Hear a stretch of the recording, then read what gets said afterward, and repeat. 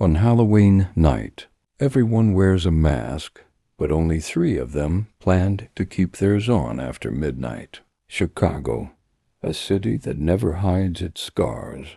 Under the glitter of its skyline, beneath the chatter of its crowded streets, lie stories people never tell, stories buried under money, politics, and the kind of power that doesn't forgive mistakes.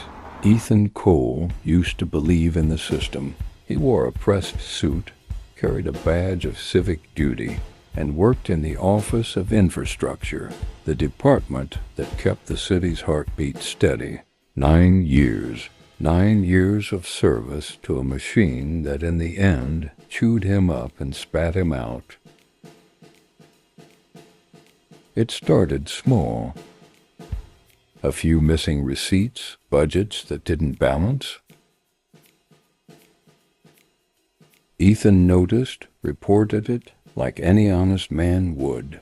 But honesty has a price in a city like Chicago. By the end of the month, his name was on every leaked report. Fraud, embezzlement, misconduct. He was fired, disgraced, and left to drown in the very system he'd tried to clean. He spent a year trying to fight it. Lawyers, hearings, appeals, each more expensive than the last. And when the debts came due, he discovered something worse than corruption. He didn't just owe money. He owed it to the same people who'd ruined him. They were called the Committee, an informal network of investors. Men who controlled the city's infrastructure contracts, the housing projects, the road works. Every nail, every bolt, every brick, they took a cut. And when Ethan tried to stand against them, they found a way to make him kneel. His apartment shrank. Bills piled like a wall he couldn't climb. Every call from the bank felt like a verdict.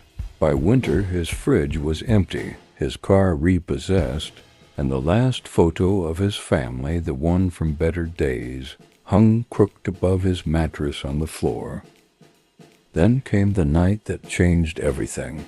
October 28th, 4 days before Halloween. He was sitting in O'Malley's bar, staring at the bottom of a whiskey glass he couldn't afford, when a familiar voice broke the silence.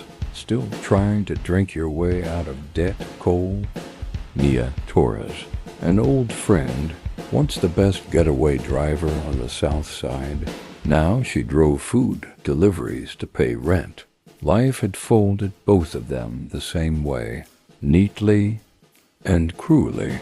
And with her came Luca Price, the kind of man who could make machines whisper. A hacker, or maybe something worse.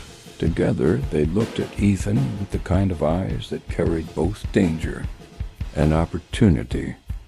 Mia said it first. "There's a job," she whispered. "One night, one hit, enough to wipe everything clean." Luca added, "It's Halloween. No one will see us coming. Masks everywhere, chaos in the streets. It's poetic, don't you think?"